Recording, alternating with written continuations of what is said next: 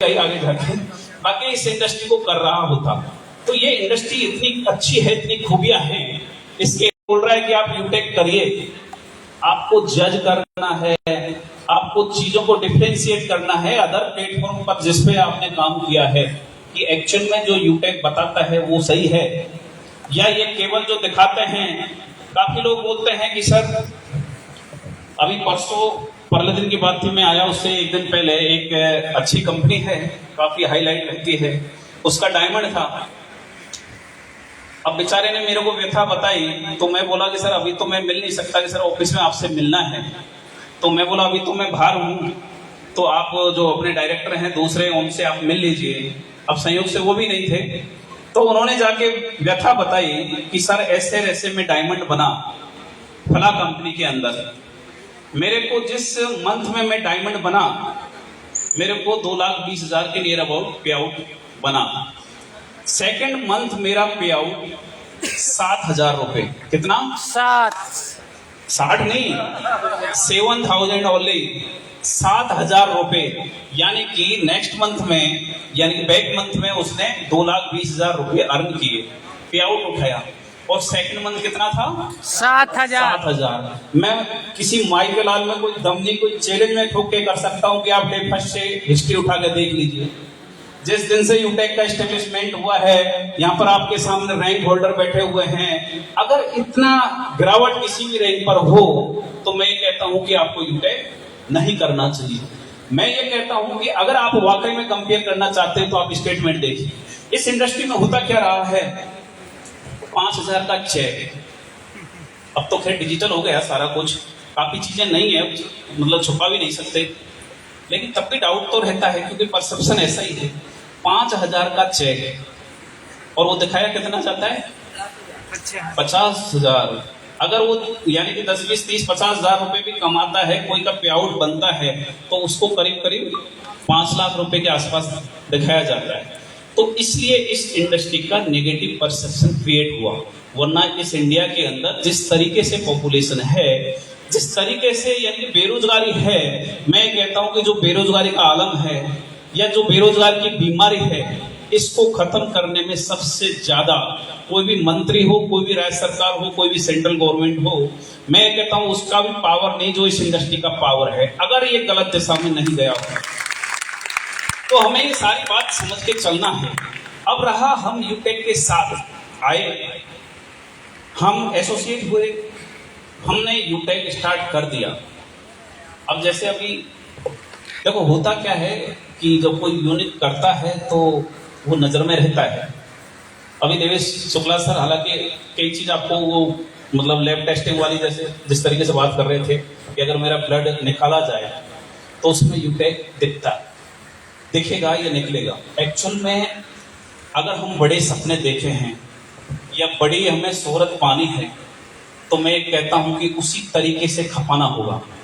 आपको ये मान के चलिए कि यूटेक इस इंडस्ट्री को अपने अंदर उतारना होगा, अपने को उसमें गोता लगाना होगा, और बगैर गोता खाए, बगैर गोता लगाए, ये मान के चलिए कभी हीरे तो छोड़िए मोती भी नहीं मिलते हैं क्या?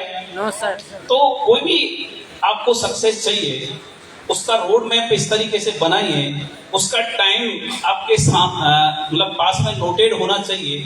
और जिस दिन आपने डेडलाइन बना दिया, मैं कहता हूं कि जैसे कहते हैं ना कि ब्रह्मा जी आ जाए तो ये मतलब मिट नहीं सकता, उस तरीके से आपका डेडिकेशन होना चाहिए, तब जाके आपकी जो यूनिकनेस है वो दिखाई देती है। और सफलता बगैर चुनौतियों के, क्योंकि सफलता के सारे रास्ते, आप सभी ने देखा होगा कि सफलता के सारे रास्ते प्रतिकूलता से के जो रोड होता है या रोड जो हाईवे बनते हैं, ये मान लीजिए प्रतिकूलता यानी कि समस्याओं संघर्ष से ही गुजर कर जाते हैं। तो ये तो तय मानिए, अगर हमें सफल होना है तो चुनौतियां तो झेलनी पड़ेगी। अगर हमारे ओडी जैसे ख्वाब हैं तो दोस्तों तपना तो पड़ेगा, और ओडी जैसे ख्वाब हैं तो दौड़ तो लगानी पड़ेगी। तो अपने को इस इंडस्ट्री में आके अगर अपना नाम मुकम्मल करना है, जिस तरीके से सर कर रहे हैं, आगे और भी काफी रैंक है, अभी तो एक मान के चलिए कि स्टार्टिंग है, तो मेरा ओवरऑल कहने का मतलब ये है कि कभी भी टाइम जाया ना करें, क्योंकि टाइम से बड़ा धन कुछ भी नहीं है। जिस दिन टाइम निकल गया, अपॉर्चुनिटी अपने हाथ से निकल गई, तो ये तय मानिए कि वो टाइम वापस आने वाला नहीं है। और फिर भी ये इंडस्ट्री ही एक ऐसी है कि आप कुछ टाइम को, अगर आपके पास कहीं मौका चूक गया, आपने 5 साल 10 साल कहीं निकाल दिए, कहीं गंवा दिए, तो यही एकमात्र ऐसी इंडस्ट्री है जो आपके टाइम को डुप्लीकेट कर सकती है। यही एकमात्र इंडस्ट्री है जो आपके एक मतलब कम से कम टाइम के अंदर आपकी ख्वाहिशों को पूरा करा सकती है। तो हमें उस जज्बे के साथ यूटेक को करना है। यूटेक की यूएसपी क्या है? यूटेक का पूरा प्लान आपको कैलकुलेटेड, जो भी कैलकुलेशन है, रैंक पर क्या रिवार्ड है, क्या फंड है, सारी चीजें आपको पता होनी चाहिए। तभी जाके आप जो अदर कंपनी के जैसे काफी लीडर्स होते हैं, काफी कैलकुलेटेड वे में बात करते हैं, वहां लॉजिकली अगर आप चीजों को पुटअप करोगे तो आपके सामने वो पूरी की पूरी नॉलेज होना चाहिए। तो ओवरऑल मैं आप सभी के प्यार का जो ये आशीर्वाद बनाया उसका बड़ा आभारी हूँ और आभारी हमेशा रहूंगा। और मैं हमेशा ये भी बताना चाहूंगा कि यहाँ से कोई भी कभी भी किसी भी सेमिनार के अंदर जाए, मोटिवेट ऐसे होके ना जाए कि मैं किसी की स्पीच सुनकर, किसी डायमंड सर या कोहिनूर सर या कोई प्लेटिनम सर की स्पीच से मैं मोटिवेट हो जाऊं। आप ये विचार करिएगा, विचारिएगा घर जाकर कि मैं उस सेमिनार में गया तो क्यों गया, मेरा वहां पर जाने का पर्पज क्या था, और मैं अगर चला भी गया तो अब मेरी लाइफ का आगे का क्या दिशा होगी, क्या दशा होगी। अगर मैं यहाँ से जाने के बाद में मेरी लाइफ की दिशा या दशा चेंज कर पाया, तो यहाँ पर आपने जो भी 5-7 घंटे गुजारे, जो वैल्यूएबल टाइम आपने कंज्यूम किया, उसका आपको प्रोडक्टिविटी मिलेगी। वरना ये तय मानिए कि आज का पूरा दिन आपने जाया किया। यस या नो? तो ओवरऑल हमें एक एक चीज को उस तरीके से लेके चलना है ताकि हम हमारे एक एक सेकंड का वैल्यू, एक एक मिनट का वैल्यू, एक एक घंटे का वैल्यू यूटेक के साथ में एसोसिएट करा के, एसोसिएट होके अपनी प्रोडक्टिविटी में तब्दील करा पाए।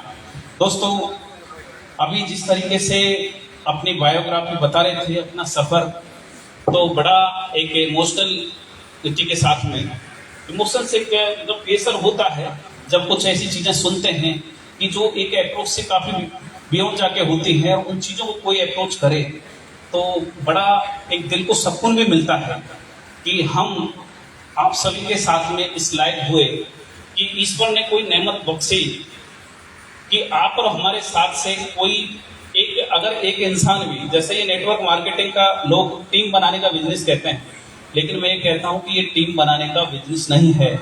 ये एक इंसान को डायमंड से कम आप सोच के ना चलिएगा। मैं जिस तरीके से इस इंडस्ट्री में आया, मैं कई बार मेरी जो भी जीवनी रही है, मैं क्यों इस इंडस्ट्री में आया, तो उन चीजों को, यानी कि आपके अंदर चीज जानी चाहिए अंदर तक। एक्चुअली मैं बताऊं, जैसे काफी को पता होगा, मेरे पापा टीचर लाइन से हैं, एचएम रिटायर हो चुके हैं, मैं एलएलबी कर रहा था। पापा मेरे बोले कि बेटा तेरे को जज बनना है। अब पापा ने मेरे को मोटिवेट तो कर दिया, लेकिन अब क्या ये पता थोड़ी था कि आप आज झारखंड में आपके सामने होऊंगा। अगर मैं जज बन जाता तो नहीं होता। तो मेरा ओवरऑल जब पापा की मैंने ख्वाहिश जानी, क्योंकि अब बेटे के साथ में हर कोई अपने सपने पालता है कि बुढ़ापे में या बेटा मेरा ऐसे नाम करेगा, तो पापा ने मेरे सामने मेरे गोल फिक्स कर दिए। मेरे गोल मैंने खुद ने उस टाइम फिक्स नहीं किए थे। पापा बोले कि तेरे को जज बनना है। मैंने आरजेएस के लिए राजस्थान में जो जुडिशियल सर्विस होती है, उसके लिए मैं 2 से 3 बार अटेम्प्ट किया, लेकिन मैं नहीं बन पाया। मैं आरएएस से नीचे कोई एग्जाम नहीं दी, क्योंकि पापा की ख्वाहिश थी कि बेटा बने तो अधिकारी ही बने। अब ये बताइए, मैं 2-3 अटेम्प्ट करके और आरजेएस फाइट नहीं कर पाया। उसके बाद मैं आरएएस भी दिया था। अब मैं जैसे टीचर तो ऑलरेडी पापा थे, और कई मतलब 4-5 सर्विसेज के हैं, तो मेरे दिल के अंदर ये थी, पापा जिस तरीके से चाहते हैं जो और सर्विसेज हैं वो तेरे को नहीं करनी, तेरे को मजिस्ट्रेट ऑफिसर से नीचे कोई भी सर्विस लेना नहीं है। मैं आईएएस भी एक बार अटेम्प्ट किया, नहीं कर पाया। अब ये बताइए कि मेरे को मोटिवेट रहना चाहिए था या डिमोटिवेट होना चाहिए? तो ओवरऑल अपनी जिंदगी के अंदर उस तरीके से अपनी प्लानिंग वो विजुअलाइजेशन करें कि मेरे को किसी ने होगा कोई टारगेट दिया तो मैं किस हद तक जाकर उसको फुलफिल उसको अचीव कर पाऊं। मैं वकालत के साथ में मेरा जो प्रोफेशन स्टार्ट किया, अब उसके बीच में काफी कुछ कहानी है, टाइम ज्यादा हो जाएगा। तो ओवरऑल मेरे को एक एस्ट्रोलॉजर था कि बेटा तू कितना ही मेहनत कर ले, वकालत नहीं करे। और हकीकत में आज भी उनकी मतलब जो भी उनकी स्पेशलिस्ट वो थे इसके अंदर, तो उन्होंने मेरे को दो तीन चीज बोली और मैं आज वो फेस करता हूँ, मेरी चीज सामने आती है। तो उन्होंने बोला कि बेटा तुम ना तो कभी आरजेएस बनेगा ना कभी वकालत करेगा। तो मैं ये बोला यार क्यों फेकोलॉजी कर रहे हो, मतलब क्यों फेंक रहे हो कि मैं एलएलबी तो कर ही चुका हूँ, रजिस्ट्रेशन मेरा हो चुका है, दूसरी तीसरी साल में वकालत कर रहा हूँ। तो मैं 2006 का मेरा रजिस्ट्रेशन था, मैं 9 तक किया। उसके बाद में मतलब आरटीएस के चक्कर में जो सर्विसेज के चक्कर में बीच में ड्रॉप भी किया, मतलब कोर्ट को। तो ओवरऑल मैं करता रहा। अब संयोग देखिए आप, पहले मैंने 2 3 4 साल मेरे मतलब पास में एक तहसील थी, वहां पर मैंने प्रैक्टिस स्टार्ट की। 2011 के अंदर मैं जयपुर सेट हुआ। 11 के बाद में भी मैं सेशन कोर्ट और कुछ मतलब बिजनेस से मैं हमेशा जुड़ा रहा हूँ। अब वैसे देखे जाए तो पूरी प्रोफेशन के अंदर होते हैं, प्रोफेशन प्रोफेशन के अंदर आप जाके कोई मतलब डायरेक्टर वगैरह कुछ नहीं रह सकते।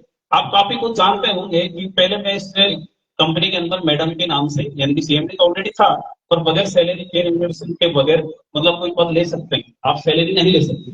तो ओवरऑल ऐसी चीजें तो मैं ध्यान में रख के जब चीजें देखी, कोविड आया, वकालत अब कोर्ट बंद है तो वकालत तो तभी जो शटर खोलेंगे जैसे कोई दुकान की, तभी तो पैसा आएगा। अपन ने चाहे 5 करोड़ का उसमें सामान भरा हुआ है, लेकिन जब तक सामान बिकेगा नहीं तब तक अर्निंग कैसे होगी। सेम दैट ये मान के चलिए कि मैं कोर्ट, अब आपने सबने दिया है, वो मतलब 2 साल रही हैं, 2 3 4 महीने कैसे रहे हैं कि इंसान ना चाहते हुए भी एक मतलब घर में कैद हो गया। ऐसे अब लोग अगर उसको गलत वे में लेके जाते, कोविड में मैं ये कहता हूँ कि जो डिजिटलाइजेशन हुआ है इस इंडिया के अंदर या वर्ल्ड के अंदर, ये कोविड की सबसे बड़ी देन है। अब इसको आपको उल्टा कैसे लेना है या सीधा कैसे लेना है कि आपकी सोच पर डिपेंड करता है। कोविड हमें उतनी अच्छी चीज देके गया कि शायद आज हम 10 साल बाद भी उस जगह पर आज जाए ना वहां पर नहीं होते। मेरा ओवरऑल कहने का मतलब ये है कि चीजों को हमें टाइम के अकॉर्डिंग एडजस्ट करते हुए, हमें अपॉर्चुनिटी को देखते हुए बनाना चाहिए। अभी जैसे मैं एक बात बताऊं, अभी जैसे कुछ वो पुलिस वाले आए थे, काफी कुछ लोग थोड़े से कंफ्यूज भी होंगे। एक मेरे जीवन में वाक्य हुआ कि कोई बेल थी, वो रिजेक्ट हो गई। अब एक बंदा मतलब जिसका वो था बेचारा, वो बिल्कुल ऐसे था, पहली बार उसने कोर्ट थाना कचहरी मतलब ऐसा नाम सुना।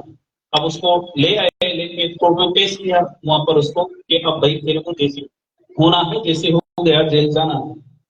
अब वो क्या हुआ, मतलब 25 एक साल का लड़का था, तो रोने लग गया। घर वाले और उसको मनाए कि कुछ नहीं यार, इंसान ही तो जाते हैं उसे। तो अब उसको बाद में आके इसके साथ क्या होगा मेरा, कब मेरी जमानत होगी, मैं कैसे बाहर निकलूं। अब देखो मोटिवेशन कैसे काम करता है, उल्टा भी करता है और सीधा भी करता है। तो मैं उसको सोचा यार ये बंदा इतना नर्वस हो रहा है, हो सकता है इसको कुछ मतलब बीपी वगैरह कुछ प्रॉब्लम हो जाए, जिस तरीके से उसकी हालत थी। मैं उसको हाथ रखा कंधे पे, मैं बोला ये बता वहां पर जानवर जाते हैं क्या, कि सर नहीं जाते। मैं ये बोला मैं कि अगर लॉ इजाजत देता तो उसके अंदर मैं तेरे साथ सकता, तो क्या तेरे को डर लगता कि सर नहीं लगता? अगर तेरे मम्मी पापा जाते तो तेरे को डर लगता कि सर नहीं लगता? तो तू डर क्यों रहा है, क्यों डर रहा है? अब मैंने एक छोटी सी बात बोली, मैं बोला कि ये मान के चल कि वो कृष्ण जन्मभूमि है क्या, वो जेल भी कृष्ण जन्मभूमि है। अब तू मंदिर जाता है कि सब जाता है, पूजा करता है कि करता हूं, तो ये मान लेना कि 2 दिन या 3 दिन में पूजा करने गया। अब वहां पर क्या काम किया, मोटिवेशन।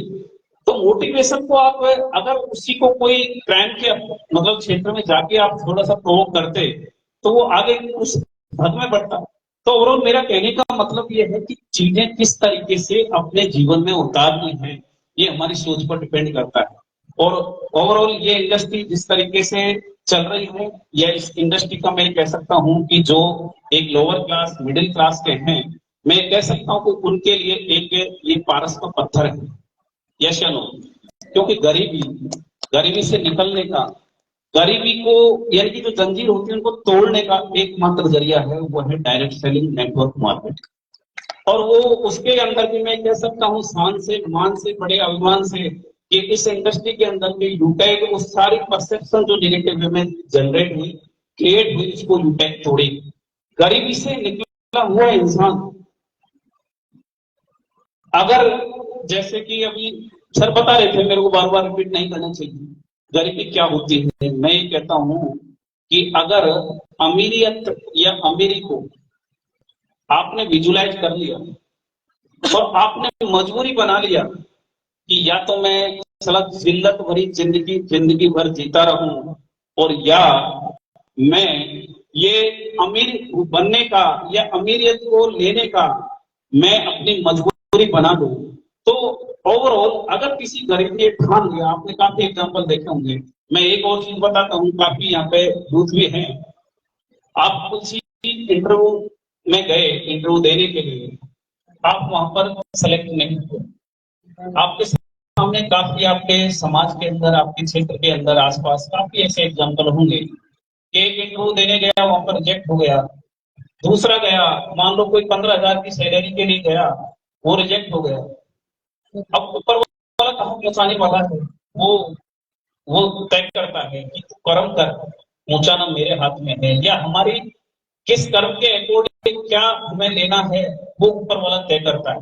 तो ओवरऑल 15,000 की सैलरी की अगर, यानी कि इंटरव्यू में रिजेक्ट होने के बाद वो हो सकता है दूसरा लिया, उसने दूसरा चांस लिया, और कहीं 20,000 30,000, कई आपने देखा होंगे कि 15 से 50,000 रुपए की, यानी कि इंटरव्यू के अंदर जाके